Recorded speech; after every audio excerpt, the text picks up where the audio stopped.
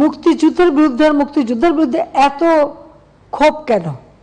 মুক্তিযোদ্ধাদের নাতিপুতিরাও পাবে না, তাহলে কি রাজাকারের নাতিপুতিরা পাবে? আর মুক্তিযুদ্ধের বিরুদ্ধে মুক্তিযোদ্ধাদের বিরুদ্ধে কথা বলার অধিকার তাদেরকে দিয়েছে। মুক্তিযোদ্ধার নাতি সে ভোট দিয়েছে মুক্তিযুদ্ধ কোটা ইউনিভার্সিটিতে, উনিও বলেন কোটা থাকবে না। তো বেটা তুই তাহলে পদে চলে আয়, পড়াশোনার দরকার নাই। হ্যাঁ, ওকে ওই ইউনিভার্সিটি থেকে বের করে দেওয়া উচিত যে কোটা নাই, তোর পড়া নাই, যা বাড়ি যে বসে থাক। আমার প্রশ্ন হচ্ছে যে সেই সময় যারা আন্দোলন করেছিল তার মধ্যে অনেক মেয়েরাও ছিল, নারী কোটা চাই না। যিনি বলছেন নারী কোটা চাই না, মেধা দিয়ে চাকরি পাবে, সে কি চাকরি পেয়েছে? সে কি বিশেষ পরীক্ষা দিয়েছে? বিশেষ পরীক্ষা কি সে মানে প্রিলিমিনারিতেই সে জায়গা করতে পেরেছে? তো এই বড় কথাগুলি যদি না বলতো তাহলে এখন তো কোথাও না কোথাওটা চাকরি তো পেত। দ্বিতীয় কথা হচ্ছে আমাদের দেশের যে সমস্ত এলাকাটা যদি আপনি দেখেন, সব এলাকা তো সমানভাবে উন্নত না, অনগ্রসর সম্প্রদায় আছে। আর কোনো কোনো এলাকা, সেই সব এলাকার মানুষের কি কোনো অধিকার থাকবে না? তো সেই অধিকার কথা বিবেচনা করেই তো প্রত্যেক জেলা থেকেও যেন কেউ কোনো মানুষ অন্তত চাকরি পায় সেই ব্যবস্থা নেওয়ার কথা।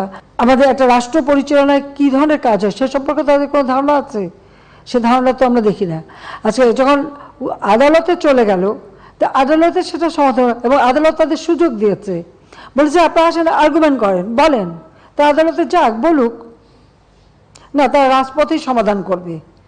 আর আমাকে বলছে, আমি সত্যি কথা বলতে কি, আদালত যখন কথা বলেছে, আদালতে যখন চলে গেছে, তার যখন রায় হয়েছে, তো সেই রায়ের বিরুদ্ধে এখন এই মুহূর্তে আমার তো দাঁড়ানোর কোনো অধিকার নাই।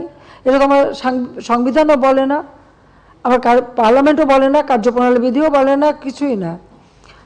যতক্ষণ পর্যন্ত আদালত থেকে সমাধান না আসবে ততক্ষণ আমাদের এখানে কোনো কিছু করার থাকে না। কোটা আন্দোলন করবার আগে তাদের তো পরীক্ষার রেজাল্টগুলি দেখে নেওয়া উচিত ছিল যে কোথায় তারা দাঁড়িয়েছে। আর দ্বিতীয় কথাটা হচ্ছে মুক্তিযুদ্ধের বিরুদ্ধে আর মুক্তিযুদ্ধের বিরুদ্ধে এত ক্ষোভ কেন? মুক্তিযোদ্ধাদের নাতিপুতিরাও পাবে না, তাহলে কি রাজাকারের নাতিপুতিরা পাবে? সেটা আমার প্রশ্ন, দেশবাসীর কাছে প্রশ্ন, যে রাজাকারের নাতিপুতিরা সব কিছু পাবে, মুক্তিযোদ্ধারা পাবে না। অপরাধটা কি? নিজের জীবন বাজি রেখে, নিজের পরিবার সংসার সব কিছু ফেলে দিয়ে যারা মুক্তিযুদ্ধে অংশগ্রহণ করেছিল, দিন রাত খেয়ে না খেয়ে, কাদা মাটি ভেঙে, রোদ বৃষ্টি ঝড় সব মোকাবেলা করে যুদ্ধ করে এই দেশে বিজয় এনে দিয়েছিল। আর বিজয় এনে দিয়েছিল বলেই না আজকে সবাই উচ্চ পদে আসীন, আজকে গলাবারে কথা বলতে পারছে।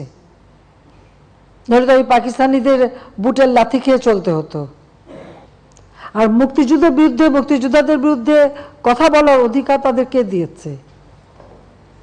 যে মুক্তিযোদ্ধা বললো, আমি তার সাথে সম্পূর্ণ একমত যে তারা জীবনে কষ্ট করেছে, কিন্তু দুর্ভাগ্যের বিষয় ৭৫-১৫ আগস্টের জাতির পিতাকে হত্যার পর এমন একটা সময় গেছে যে মুক্তিযোদ্ধা বলতে পারেনি যে আমি মুক্তিযুদ্ধ করি, কারণ হাজার হাজার অফিসার সৈনিকদের জিয়ারন মেরে সাফ করে দিয়েছে।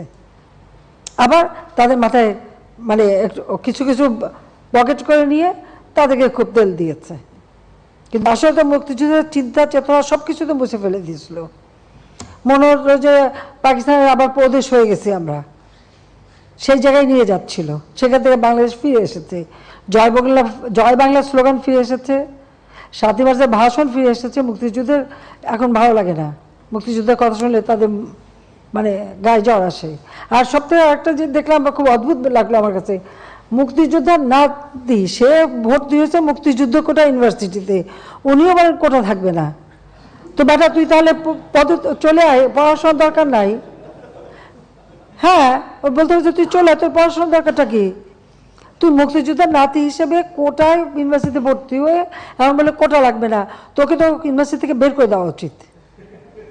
হ্যাঁ, ওকে ওই ইউনিভার্সিটি থেকে বের করে দেওয়া উচিত যে কোটা নাই, তোর পড়া নাই, যা বাড়ি যে বসে থাক। যদি লজ্জা থাকতো তাহলে আগে ইউনিভার্সিটির থেকে পড়াশোনা বন্ধ করে দিয়ে এসে তারপর বলুক যে কোটা লাগবে না। বিচিত্র এই দেশ, আসলে আমাদের দেশটা বিচিত্র একটা দেশ, বিচিত্র মানসিকতা। ৬ ঋতুর দেশ তো, ঋতুও বদলায়, মনও বদলায়, আমার কিছু করার নাই।